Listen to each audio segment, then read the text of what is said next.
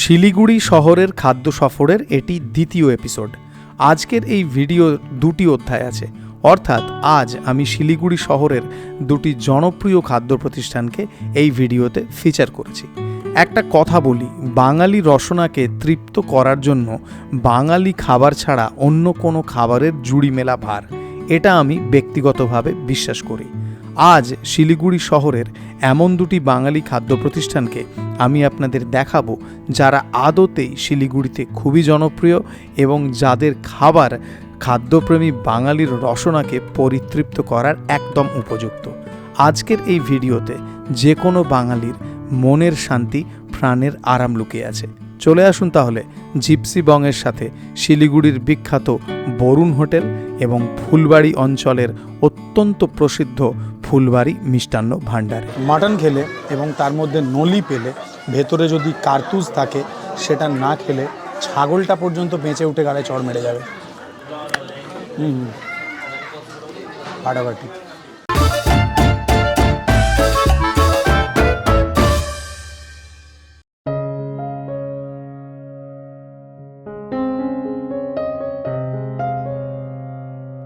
শিলিগুড়ি শহর থেকে around 10 kilometre মতো বাইরে ফুলবাড়ি নামে একটি জায়গা আছে। ফুলবাড়ি মিষ্টান্ন ভাণ্ডার ফুলবাড়ি শহরের একটা খুবই প্রসিদ্ধ মিষ্টান্ন প্রস্তুত সংস্থা, যাদের লালমোহন মিষ্টি খুবই বিখ্যাত। আমি এখন ফুলবাড়ি চলেছি এবং লালমোহন মিষ্টি খাবো এবং সেই লালমোহন মিষ্টি আপনাদের দেখাবো। আশা করি শ্যুটের পারমিশন পেতে কোনো অসুবিধা হবে না। আজকের দিনটা একদম রোদ ঝলমলে ঝকঝকে, ওয়েদারও খুব সুন্দর, অল্প অল্প ঠান্ডা। চলুন যাওয়া যাক ফুলবাড়ি এবং খাওয়া যাক লালমোহন মিষ্টি। শিলিগুড়ি খাদ্য সফরের দ্বিতীয় এপিসোডে আপনাদেরকে ওয়েলকাম করছি।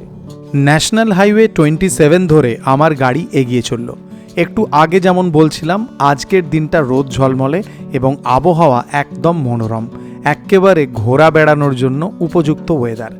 NH27 ধরে বেশি সময় লাগলো না, অলমোস্ট 10-11 কিলোমিটার দূরে ফুলবাড়ি অঞ্চলের ফুলবাড়ি মিষ্টান্ন ভাণ্ডারে পৌঁছিয়ে গেলাম।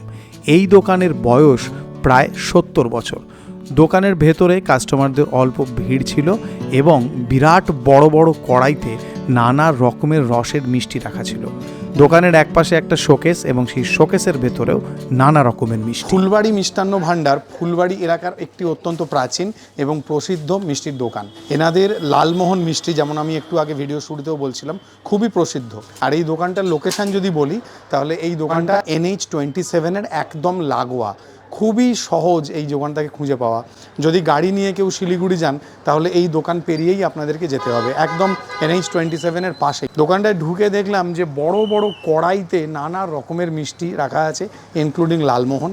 আর দোকানটা খুব পরিচ্ছন্ন। যখন আমি এসেছি তখন কাস্টমারদের ভিড় আছে, কাস্টমারদেরকে এনারা বিভিন্ন রকমের মিষ্টি দিচ্ছেন।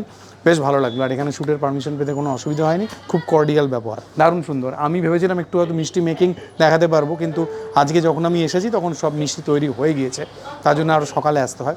এইবারে লালমোহন খাবো আর লালমোহনের ব্যাপারে জানবো। মিষ্টি তৈরির কলাকৌশল আজকের এপিসোডে দেখাতে পারলাম না, কিন্তু ফুলবাড়ি মিষ্টান্ন ভাণ্ডারের নানা রকমের রসের মিষ্টিগুলোকে তো আমার ক্যামেরার মাধ্যমে আপনাদের দেখাতেই পারি। এত রকমের রসের মিষ্টি দেখে আমার সুইট টুথ একেবারে চনমনিয়ে উঠল। আর শুধু রসের মিষ্টির কথাই বা বলি কী করে, শোকেস জুড়ে থরে থরে সাজানো আছে বাঙালির রসনাকে, বাঙালির সুইট টুথকে পরিতৃপ্ত করার জন্য মিষ্টি। এখানে দেখলাম দইও বেশ পপুলার। এই দইটা গঙ্গারামপুরের, এমনটা জেনেছিলাম। কাস্টমারদের ভিড় এই দোকানে লেগেই আছে। আর এই বিরাট বড় বড় কড়াইতে নানা রকমের রসের মিষ্টি রাখা আছে। আমার সাথে রতনবাবু আছেন, শ্রী রতন কুমার ঘোষ, ফুলবাড়ি মিষ্টান্ন ভাণ্ডারের মালিক। Thank you video shoot allow করার জন্য। আর আমাকে একটু বলুন আপনাদের দোকানের ব্যাপারে। বলুন, আপনি কি বলবেন আমাকে বলুন। আমি মানে লালমোহন মিষ্টির ব্যাপারে খুব বলুন, এত প্রসিদ্ধ। মানে ফুলবাড়িকে তো ডিফাইন করে লালমোহন মিষ্টি। হ্যাঁ, এটা আপনার আজকে থেকে, এটা 56 সাল থেকে দোকানটা আমার আছে। আমার স্বর্গীয় মনোনীত ঘোষ পিতা আছে, বাবা ছিলেন। আচ্ছা। তারই হাত ধরে বা তারই আজকে স্বীকৃতিতে লালমোহন চলেছে, বিক্রি করে চলেছি আমরা। ওই সময় থেকে শুরু করে 2026 সাল, তাতে এখানে অনেক লোকে, ভালো ভালো লোকে, ভালো ভালো ব্যক্তিত্ব লোকে আনাগোনা হয়েছে। আমি দেখলাম এখানে পড়ে আছে আমাদের, এ নিয়ে চলছে। তারপরে শিলিগুড়ি, জলপাইগুড়ি, কুচবিহার ডিস্ট্রিক্টগুলো যেগুলো আছে, সেখান থেকে লোকজন মিষ্টি নিয়ে যায়, এখানে বিভিন্ন অনুষ্ঠানে নিয়ে যায়, বিভিন্ন অনুষ্ঠানে, যে কোনো অনুষ্ঠানে মিষ্টি এখান থেকে যায় আমার। তারাও খুব এটাকে খুব আচ্ছা, লালমোহন জিনিসটা কি তৈরি হয় পুরো ছানায়? পুরো ছানা দিয়ে আর ক্ষীর দিয়ে তৈরি হয় এটা। আচ্ছা, খোয়া ক্ষীর আর ছানা। আচ্ছা, লালমোহন আর পান্তুয়া কি একই রকম নাকি আলাদা? আলাদা, যে পান্তুয়া আলাদা। পান্তুয়া তো আপনি রানাঘাটের পান্তুয়া। হ্যাঁ হ্যাঁ। আমার লালমোহনটা আলাদা, আমার বাবার নাম দিয়েছে লালমোহন। আচ্ছা, মানে এই মিষ্টিটা আপনাদেরই তৈরি? আমাদেরই তৈরি, আমাদেরই নামকরণটাও আমাদেরই। আচ্ছা, হ্যাঁ, আমার বাবার নামকরণ দিয়েছে লালমোহন। আচ্ছা, আর লালমোহন ছাড়া যদি অন্যান্য অনেক রকমের রসের মিষ্টি দেখছিলাম আমি। আচ্ছা, এখানে দুইটা সাইজ আছে, একটা বড় আছে, একটা 15 টাকা, একটা ছোট আছে, একটা 10 টাকা। এখানে ছানা, এই ল্যাংচা আছে এটা, তারপরে ওখানে আমার ছানা জিলেবি আছে, এটা কালো জাম আছে, এখানে গোলাপ জাম আছে, আর এই রসগোল্লা, গুড়ি রসগোল্লা। কিন্তু আমার বলতে গেলে এটা প্রসিদ্ধ হচ্ছে আমার লালমোহন। যে এক ডাকে সবাই চিনে, এক ডাকে সবাই জানে, এক ডাকে সবাই খেতে আসে এখানে, নিয়ে যায়। আমিও তাই এসেছি, নিয়ে যায়। কলকাতা থেকে আপনি আছে না, কি নাম যেন, ওই যে ছিল তো, ওরা খুব মাঝে মাঝে আমার এখানে আসে। আচ্ছা আচ্ছা। আরে শিবাজি। হ্যাঁ, শিবাজিদা খুবই ভালোই করে। শিবাজিদা আমার খুবই পরিচিত। হ্যাঁ, ওনার যে আপনার এটা মানে এটা করে কি বলবে, ভাইরালটা দুর্দান্ত করেছি। শিবাজিদা খুবই পরিচিত। শিবাজিদা শুনছেন তো? হ্যাঁ, মানে কলকাতা থেকে তো আসেই, আমার শিলিগুড়ির লোকাল যে সমস্ত মিডিয়াগুলো আছে তারাও আসে, নিয়ে যায়, বিভিন্ন জায়গা থেকে আসে। ঠিক আছে, থ্যাংক ইউ। লালমোহন মিষ্টি একদম নরম তুলতুলে, আমি বোঝাতে পারবো না এটা কতটা নরম। মানে চামচটা দিচ্ছি তো, এটা বাটারের থেকেও নরম, দারুণ। খোয়া ক্ষীর এবং ছানা একদম তুলতুলে মিষ্টি, বাইরে দেখুন হালকা ভাজা, ভেতরে ছানা এবং খোয়া ক্ষীরের মিশ্রণ দেখতেই পাচ্ছেন। আমি যখন চামচটা দিলাম, বারবার বলছি, এটা অসম্ভব নরম একটা মিষ্টি।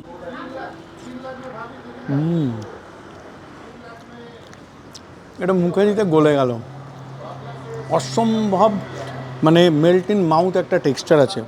আর মনে হয় এলাচ আছে, এলাচ আছে। হ্যাঁ, এলাচের সুন্দর ফ্লেভার আছে, এটা দারুণ খেতে। মিষ্টিটা পরিমিতর এক ধাপ ওপরে আমি বলবো, অতিরিক্ত কড়া মিষ্টি নয়, তবে এত নরম মিষ্টি যেটা মুখে দিতে গলে যাবে, এটা আমি খাইনি বললেই চলে। এই ধরনের মিষ্টি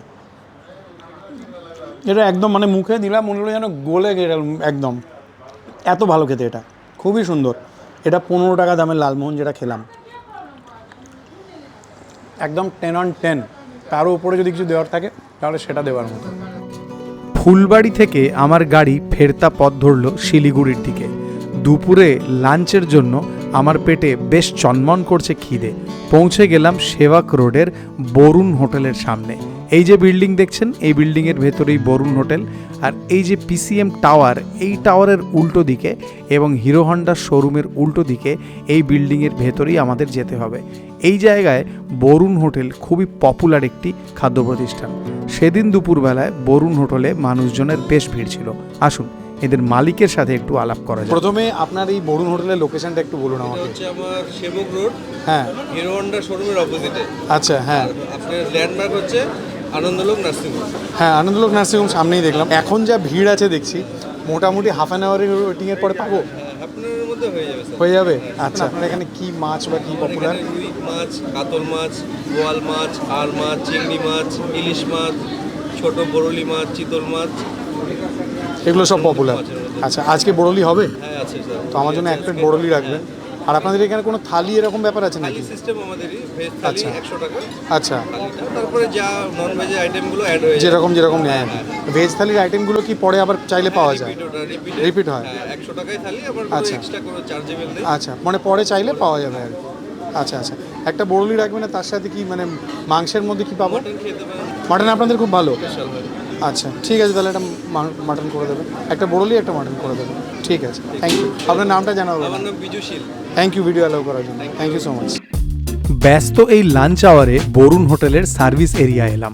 অনেক থালি সাজিয়ে রাখা ছিল এবং এখানকার মাটন যে খুবই ফেমাস সেটা বুঝতে পারলাম, কারণ মাটনের বেশ ভালো মতো অর্ডার আসছিল। আর এবারে যে মাছটা আপনাদের দেখাবো সেটাই হচ্ছে উত্তরবঙ্গের বিখ্যাত বরলি মাছ।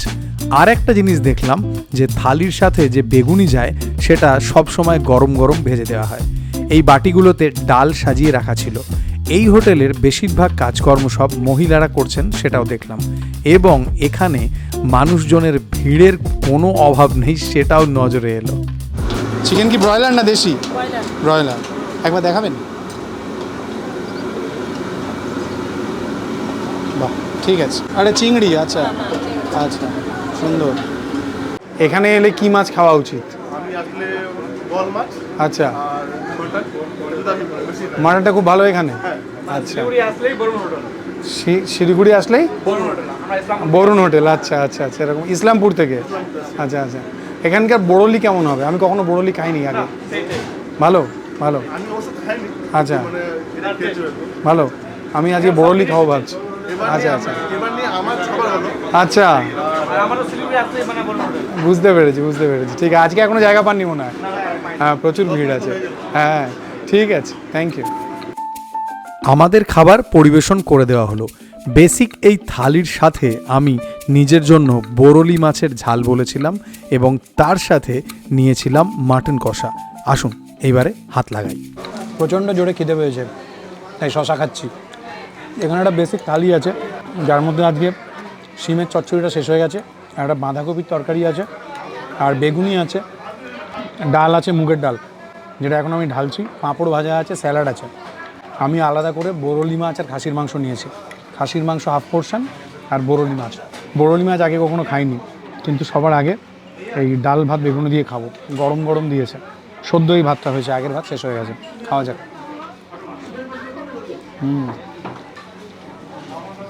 ডালের টেস্ট আছে, গরম গরম বেগুনি আছে একেবারে, সব সময় ভাজা হচ্ছে। উপস, এত গরম যে ভাঙতে পারছি না। আহা, সুন্দর। এই যে থালিটা, এটা চাইলে রিপিট হবে। বেগুনি সুন্দর মুচমুচে, বেশ ভালো। এখন খিদের মুখে এই ডাল আর এই বেগুনির স্বাদ আমার দারুণ লাগলো। ডালটা সত্যিই ভালো খেতে,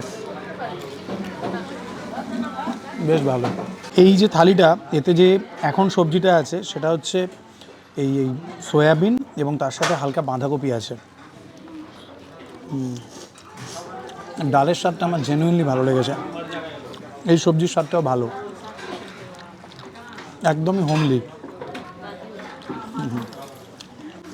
ডাল দিয়ে বেগুনি দিয়ে গরম ভাতে খেয়েছি, যে খিদেটা ছিল সেটা একটা তৃপ্তির স্বাদ পেয়েছে, এটুকু বলতে পারি। এই সয়াবিনের তরকারিটা কিন্তু হালকা ঝাল ঝাল, বেশ সুন্দর লাগলো। এই নিরামিষ থালিটা ফিনিশ করে বড়লি এবং মাটনে যাব। এই বড়লি খেতে খুবই উৎসাহী। বড়লির ঝাল, জীবনে প্রথমবারের মতো বড়লি খাবো। আপনারা জানেন যে তিস্তার বড়লি উত্তরবঙ্গের একটা সিগনেচার মাছ। উত্তরবঙ্গে এলে বড়লি না খেলে একদম ভগবান পাপ দিয়ে দেবেন। শুধু মাছটা খায়।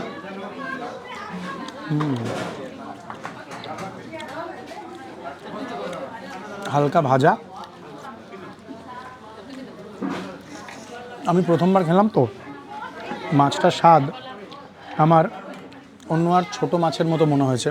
আমি যদি ডেসক্রাইব করতে না পারি তাহলে তার জন্য আগে থেকে মার্জনা চাইছি। শুধু মাছের স্বাদটা বুঝতে গেলে আমাকে আরও বেশ কয়েকবার বড়লি খেতে হবে। এটা আমার প্রথম এক্সপিরিয়েন্স অনুযায়ী আমার এই মাছের স্বাদটা ভালো লেগেছে। কোনো কোনো পিস একটু কড়া ভাজা।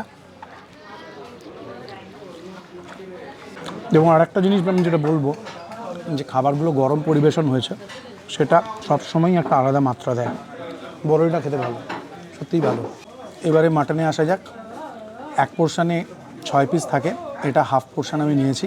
পিস কিন্তু বেশ স্ট্যান্ডার্ড। আহা, ঝোল একদম মাটন কষার ঝোল। মাটনের ঝোলে আলু নেই, সেটা একটা দুঃখজনক ঘটনা, কিন্তু ঝোলটা মনে হচ্ছে ভালো হবে।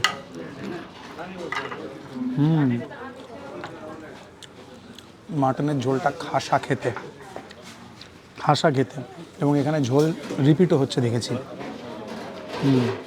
আর ভাত লাগবে না, আমার লাগবে না।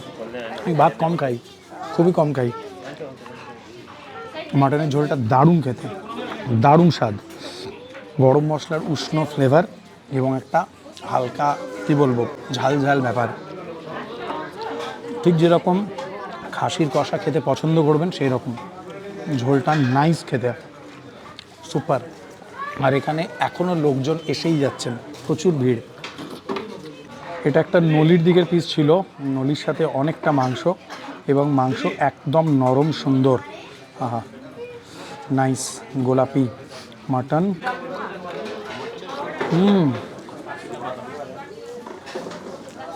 টপ নচ কোয়ালিটির মাটন এটা। মাটনের যে মাংসল সুগন্ধ এবং তার সাথে এই যে ঝোলের স্বাদ, এই মাটন খাওয়ার এক্সপিরিয়েন্সটাকে একদম ডাবল করে দিচ্ছে। অল ইন অল বরুণ হোটেলে আজকে প্রথমবার খেয়ে এই যে এত মানুষের ভিড়, সেটা আমার জাস্টিফাইড মনে হয়েছে। মাটনটা অসাধারণ, বেগুনিটাও খুব সুন্দর, একদম 10 on 10 খাবার। মাটন খেলে এবং তার মধ্যে নলি পেলে, ভেতরে যদি কার্তুজ থাকে, সেটা না খেলে ছাগলটা পর্যন্ত বেঁচে উঠে গালে চড় মেরে যাবে। ফাটাফাটি।